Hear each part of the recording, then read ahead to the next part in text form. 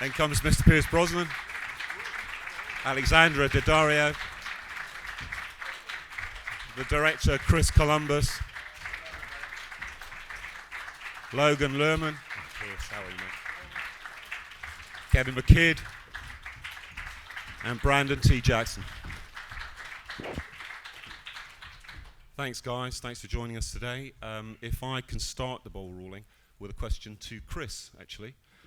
Chris, obvious question. How does it feel now this epic journey has finished and you've got your film out there? It's actually a wonderful feeling, and we actually didn't know if we would make it. You know, we always had this release date in mind from when we started, and it worked out very well. You know, I'm very happy with the film, very happy with the visual effects, and very happy to say it's nothing like Harry Potter. So I just wanted to get that off my chest immediately. Okay, and Chris, how much has the CGI technology changed since that first Harry Potter? Well, the first three Harry Potters were actually a sort of a graduate course in CGI filmmaking for myself. So if you notice the first film, it's a little creaky, it's okay. And then as we subsequently went to picture number 2 and picture number 3, the visual effects got better.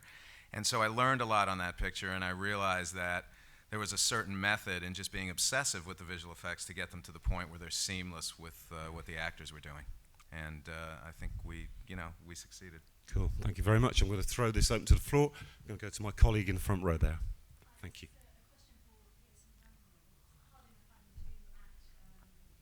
Something that is now to be owned by CDR later. How hard is it to actually fix your own bodies that aren't there? Oh, that's a very good question. Yes. Well, I didn't expect blue tights with orange spots. Chris was very clever. He sent me the script, and he sent me this delightful reproduction of me as a centaur, as Chiron, and it was very flattering with muscles and everything. But then come the reality of the day, I had to get onto fluorescent green painter's stilts and put on the blue tights. You have to be a bold man to do such a thing, and especially to walk out onto a set with 200 young people who are very buffed and kind of eager to show them strut their stuff, and you're supposed to be this wise, bold hero. It was only a day's job, though. I got through it. Well, at least you didn't have ballet shoes. I had ballet shoes that they gave me, and we had tights in orange, like orange dots so they can draw the legs in, and we had to create a walk like you're walking on your tippy toes. So we got all these beautiful people on the set, and Pierce, we got these blue tights. So I'm trying to stay cool as possible. But it was good because Kevin did a great job with drawing the legs in, and it was just it's fun. But you had to stay in the character with the move. It's cool though.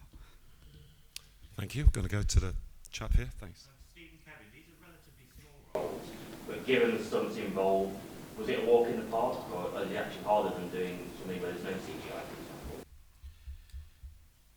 example?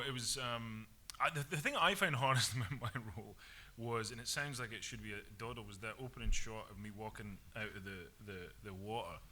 I thought it'd be dead easy and I'd be done by lunchtime, and I think it took 2 days to do that shot, because it's being 40 feet tall. You have to kind of, if it just looked like I was walking down to get the paper from the corner shot, it just didn't look right. We had to kind of find this way of making it seem like, because when you're 40 feet tall, your bones are much bigger, so there's much more kind of drag and momentum and all this kind of stuff. So I found that really tough, and I didn't think I would. So I had to kind of think about mime class from drama school and sort of think about how heavy I was, and it took 2 days to get it. So, yeah. For me, yes, it was a doddle. I just turned up, spent a week in Vancouver, and got to kiss Rosario Dawson. And when you've got all these visual effects around you, it means you just gotta, half the job's done for you. The rest of it's just camping it up a bit, which is what I did. A little bit of just that kind of British English rock star, that kind of slightly androgynous thing that they have, that the Americans can't do, but we do. So I wore Cuban heels and strutted a bit. Front row there. Question for Logan. It says in the notes here that you were inspired to be an actor from Jackie Chan in 2.5. I think that's ridiculous. No, I don't know. I was 2.5 years old. No, really, it's it's filmmakers that like Chris and the people that inspire me. That really got me into this whole business. It's movies like Home Alone that really got me into it more than anything. But of course, I think it might have been like Jackie Chan's first movies that I was introduced to those first too.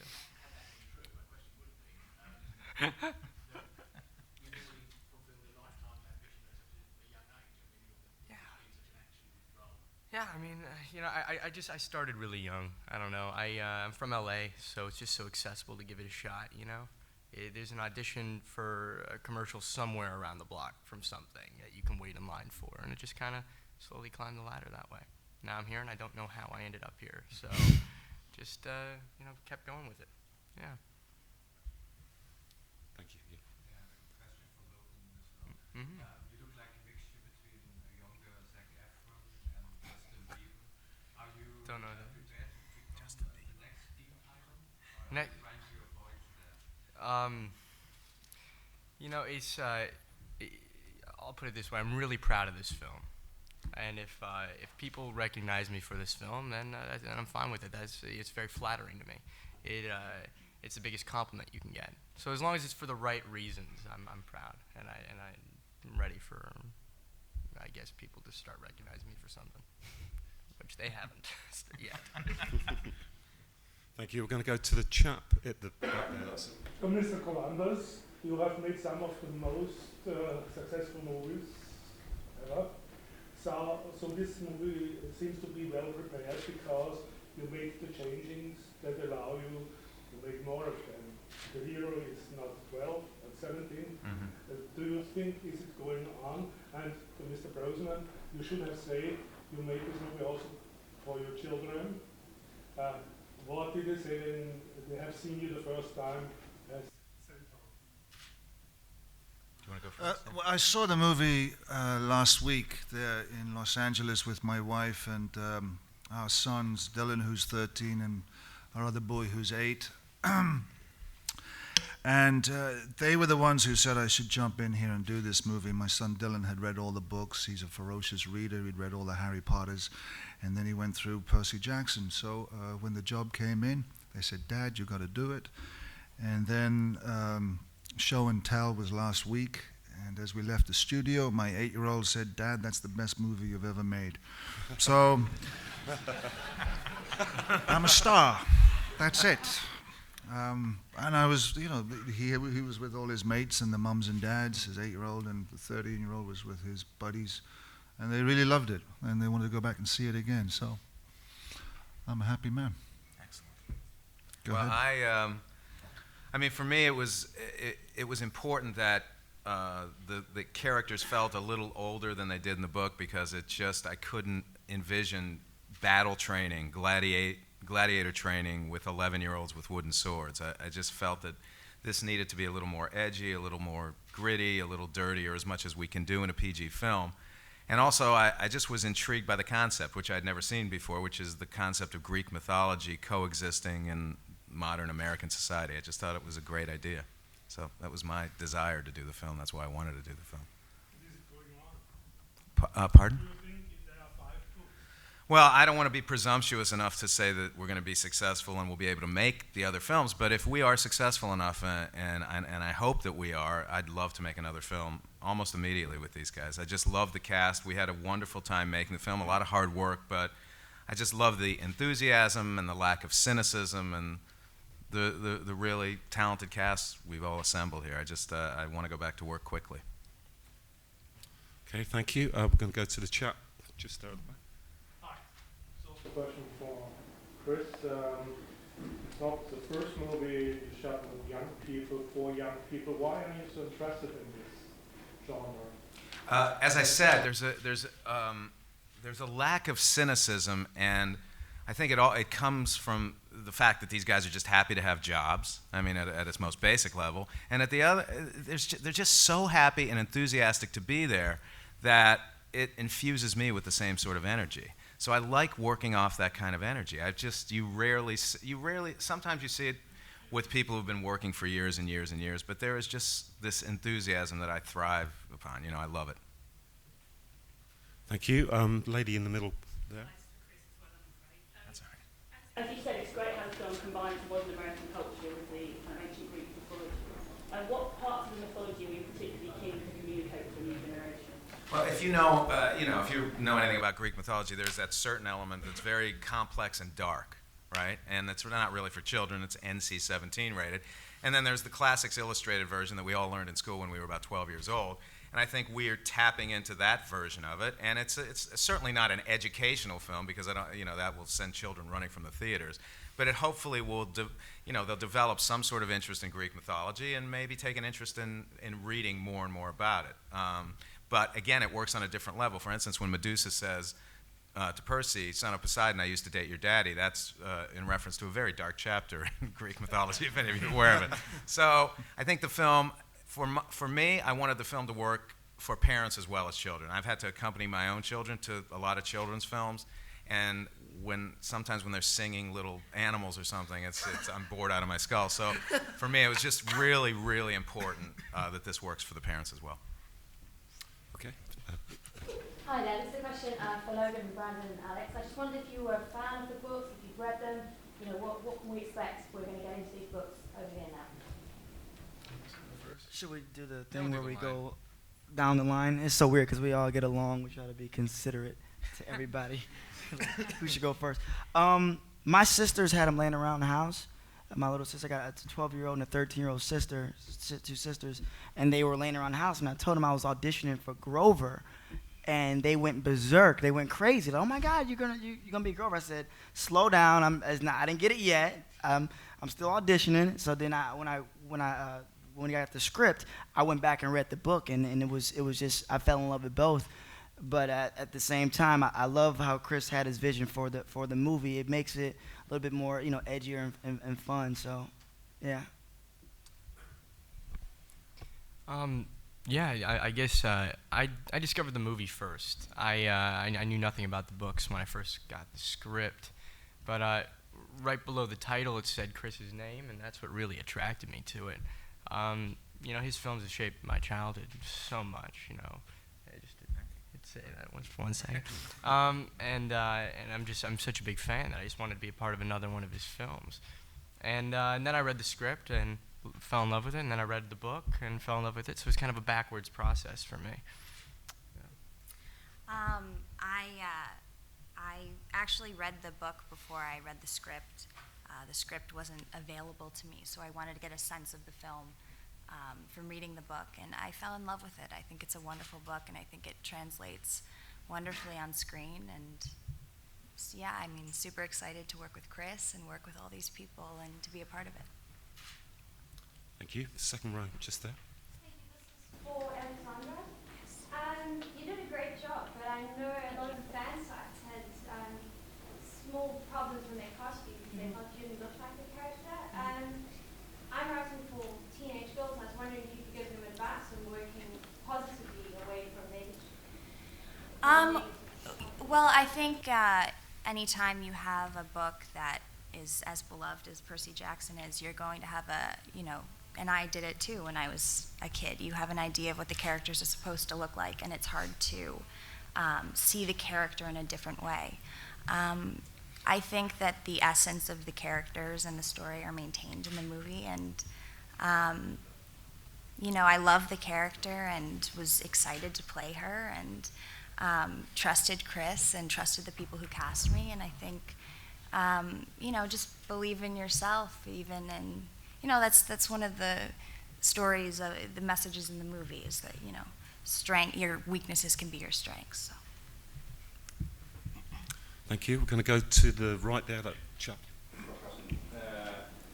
From James Bond to a sweet, handsome man in Mamma Mia, and now 4 legs, half horse. Is it important for you, what does it mean anything for you, not only to have a brand as James Bond? I've always seen myself as a working actor, and I will remain a working actor for as long as I'm in this business. And I was trained and I was led to believe that I could play many different roles. James Bond was a phenomenal chapter of my life. I am very grateful for having played that role, and it's allowed me to go on and create my own movies and to be in movies like this, to be in an ensemble like this, and hopefully one can stay at the table for as long as you can in this business. And so for me now, it's you want to be an unexpected surprise. And Chris Columbus and I, we worked together on Mrs. Doubtfire, and like Logan said, I've admired his work for many, many years. And this is a wonderful book and very fertile ground for entertainment. And so I'm deeply proud to be part of it. Thank you. Chap with the scarf, yeah. Yes, for Logan and Chris. I was just wondering, how worried are you that children out there are going to test if they're demigods by sitting at the bottom of the swimming pool for 7 minutes? There's a lot of people that get inspired by this sort of film and might want to try out the theory. I have 4 kids of my own. They tend to float up pretty quickly. So unless they're eating a lot of food or weighting themselves down, and I'm a paranoid father, so that I've never even thought of that one. It would be interesting to see how that could happen. I don't even want to get into the horror of that. So. Yeah, I just, I really doubt that anybody would try that. I really hope they don't. They'll try to hold their breath, but yeah, they'll go up. I'll be their accountant. I'm just joking. That's not going to happen. Thank you. We're going to go right over to the right there, chap. That's the Question to Captain Steve, by extension Pierce. 2 of you are playing 2 of the big 3. Scotsman, Lancastrian, the Yorkshireman, and the Irish presence of Pierce Brosnan. It's interesting that the God pantheon is reflected so well by our idol nations. How do you think that reflects in the film? And was there any of your nationality or regionality brought to your part? Maybe my Scottish Celtic fieriness. You know, Poseidon, even though he's aquatic, he's quite fiery in the film. So maybe that. I don't know. Yeah. I never really thought of it, I suppose, but being an Irishman, you know, it permeates everything I do, really. So, you know, Kyron to me was a father first and foremost, and Kyron out of the mythology is a teacher. So I saw him as a father, as a teacher, and as a farmer. From Donegal, you know. I played in my character's neurotic, self-obsessed, narcissistic. That makes me British.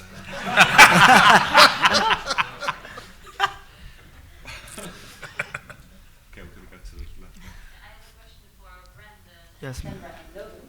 How much did you already know about Greek mythology? Did you learn about it in school, and how did you prepare for your role? Yeah. American schools do teach Greek mythology. The thing is, we have to brush up, and you guys have been quizzing us in these press conferences, and it's weird because you guys keep asking us different questions about Greek myths. But the thing is we definitely have to brush up and learn more so we can. Don't quiz us right now, please. But we did have to brush up, and yeah. And how did you do that? Well, we read the books, a lot of Wikipedia for me on set, and also the good thing about this movie, it teaches children and adults, everybody, a cool way to learn Greek mythology, and that's one thing I like about this film. It doesn't just force it on you in a way where you can't understand it, and that's what makes it cool. You can learn something, be entertained, and be inspired, and have a good time. So. I guess my knowledge of Greek mythology before working on the film was that of any other elementary school student in California. Yeah, I mean, being a part of this though has really, been a nice opportunity to kind of brush up on my knowledge and learn a little bit more about the relationships and how the original myths parallel the movie. And I think, it's definitely inspired me a lot to learn about. Go deeper into the roots of Greek mythology from seeing this film and being a part of it. So I think it will inspire a lot of people too.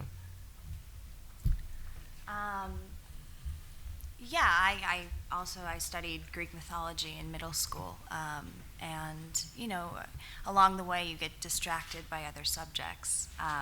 So this was a great opportunity to learn more. And if you're going to be playing the child of a god, you have to know as much about them as possible because you're going to have some of those characteristics. And yeah. Thank you. We're going to go to the young lady over there. Sorry. Hello, my question is for Kevin and Steve. Undoubtedly, you guys have been compared to Greek gods, metaphorically. What was the best thing about literally being a Greek god, and did you enjoy that feeling of omnipotence? I'm feeling of impotence.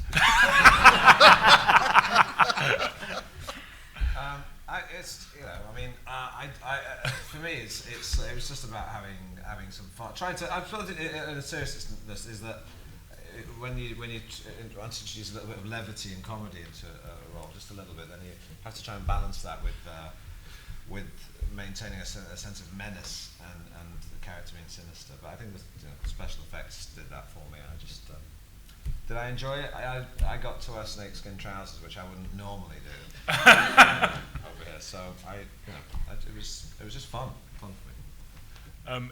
For me. It was nice to get back in the skirt. I did a lot of on Rome. I wore a skirt for like 2 years straight. So it weirdly getting back in the breastplate and all that costume stuff felt like sort of coming home for me, which was quite nice. And it was great. It's great to be 40 feet tall and to also have the power of telepathy. Or kind of been able to communicate like Obi-Wan Kenobi into Percy's mind. So those powers were fun for me. But I also like the fact that Poseidon, when I read the part of Poseidon, I kept thinking of films like Kramer versus Kramer and the kind of the father who is being told he can't see his son, and that's what I sort of tapped into for the more human aspects of the story. Thank you. Lady there on the second row. Question for Chris. Earlier on, you said that this wasn't anything like Harry Potter for fans and you haven't seen this film. Could you explain it? No, there's because of my connection with Harry Potter and the fact that the studio is selling the pictures from the director of Harry Potter, there's that inevitable connection. But I honestly see all fantasy films in that particular genre connect. They're connected in some way, whether it's Spider-Man or Lord of the Rings or Star Wars or this particular picture or Potter. I think they're connected at their heart by a hero who is sometimes severely flawed, just flawed, looking for this sort of emptiness within themselves and going on a journey or a quest to find answers. So for me, that's the connection between all the films. Potter's more about wizardry.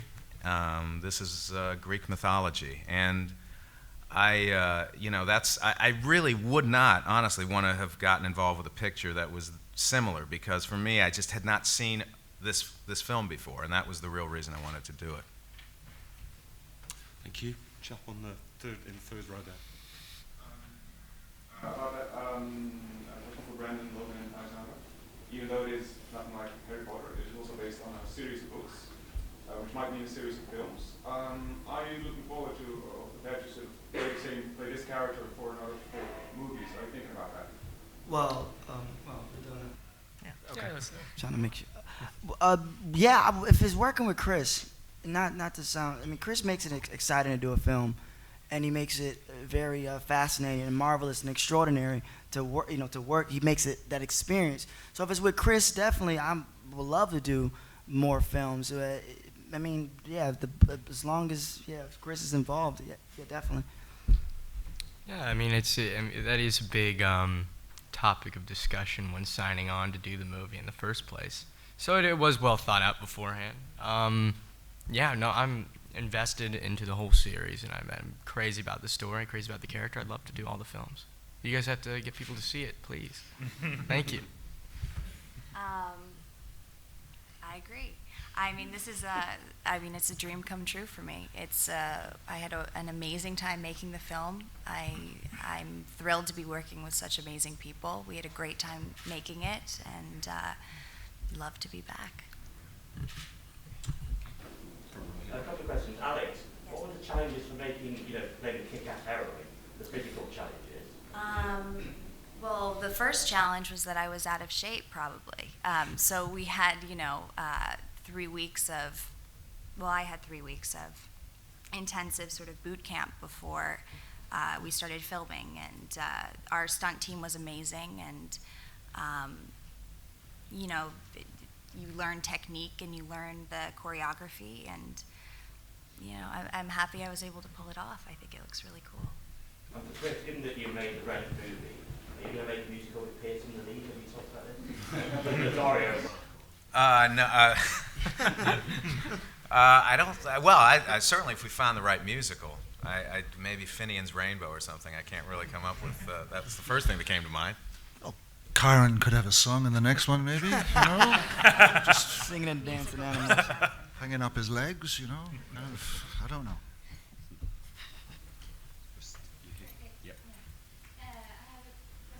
Brosnan, and it's about Greek both Mamma Mia and this one is connections to Greece. And we were a little bit into that before, but what's most possible that we're going to see you a lot of you as a centaur, or do we have to see can we see you in another Mamma Mia? Well, I don't think Mamma Mia is gonna. I think leave them wanting more. Less is more, and I don't think we could top what we did last time round. Mamma Mia was just a phenomenal success. We all, the other day in Greece after the press conference, we were all very privileged to go up to the Acropolis, and they let us go there, the bunch of us, and it was a very powerful experience going up there, and just to stand on that sacred ground and then to wonder, the possibilities of making the next movie and what could be done there again. Greece certainly has played a part in my life, and I love the country and the people. So we'll see. Chap in the third row, in white collar. Yeah, just a question that you didn't really answer, somewhere, Logan, which is if you decided, like him or not, and how was the chemistry between the two of you, maybe fighting together, and the whole chemistry between the two of you on the set was the first thing we did together, obviously. What was our chemistry fighting? No, but about the chemistry of playing together and about the fight scenes. Oh yeah, no, I guess it's more of a push for Chris because you cast us because I think we had a good chemistry naturally when we all of us, Jake included, who's not here, we played Luke. But when it came down to the stunts though, we all kind of felt uncomfortable fighting each other because, you're not fighting opposite a stuntman. Therefore, there's not someone to look out for your mistakes before you start swinging hard. And, the truth is, we only really had to fight each other once. And she basically gets to beat me up. And at first, in that scene, it was really stiff because we didn't want to hurt each other.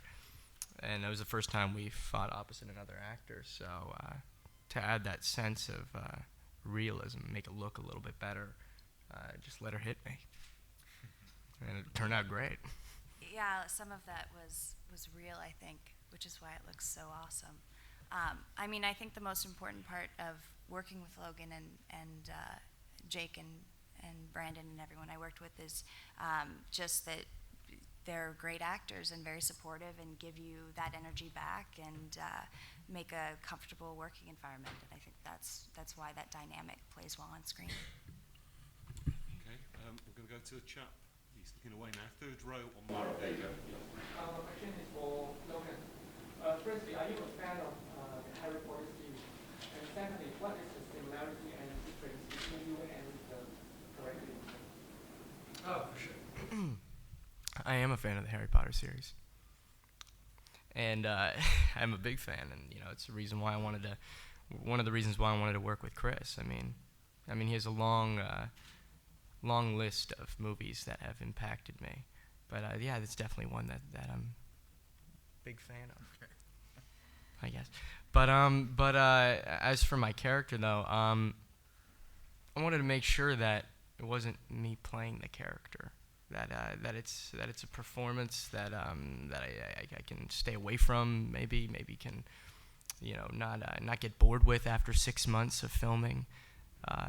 Something that was new and a little bit of a challenge. So, Chris and I talked a lot, and we had meetings, I think like all the time during in pre-production, just trying to develop a character, whether it was starting with the look, or the accent, or the way he walked and talked, and all that. It was he's very different from me, Percy. Yeah. Okay, we've got time for just one more, and it's a privilege to go. Question to the actors then. You all mentioned Chris has been an inspiration for this movie, but how much extra faith do you have to have for a movie that involves a green screen to a movie that doesn't? I'm gonna say, Chris makes it. When he's on it, he's more like a conductor, and when he's directing, and there's nothing there but a tennis ball. And then he's yelling out things, Hydra's blowing fire, like, okay, there's no Hydra there, but that's why they pay me to act, so, so it's good to have a director he doesn't dictate to you, he lets you kind of collaborates the art with you, with everything that kind of we would do, and he was the first director I've ever worked with that allowed us to see, like, the dailies, the shots after, so it was great working with, Chris, but can I ask you guys a question? If we get a lot of Harry Potter questions. So, am I Rupert Grint or is it? Because I look nothing like him. Okay, he's so cool. But I'm just asking. Yeah, that's all. And pertaining to the visual effects aspect of the film, yeah, I mean it's a huge part of these movies, and it's when you're a part of this, it is a big decision, not just solely about working with Chris, it's also about everybody else involved, and having a lot of faith in Kevin Mack, our visual effects artist. It really kind of was a great insurance in that area, because he's a brilliant man, and really created some amazing visual effects in this film. Never seen water like that before. Made so beautifully. The visual rendering is unbelievable. Yeah. I also agree. Kevin was on set. Kevin Mack, the visual effects. He was on set almost every day, and I had complete faith in Chris and in Kevin and everybody. So yeah. Anybody else want to add to that before we wrap up? London rocks. Okay, that's it. Thank you very much indeed. Thanks, guys. Thank you, guys. Thank you very much. Thanks, everybody. Ladies and gentlemen, you're watching Hey You Guys! Hey You Guys, huh? Hey, you guys. Is that from the Goonies? It is indeed, yes. Nice. Hey,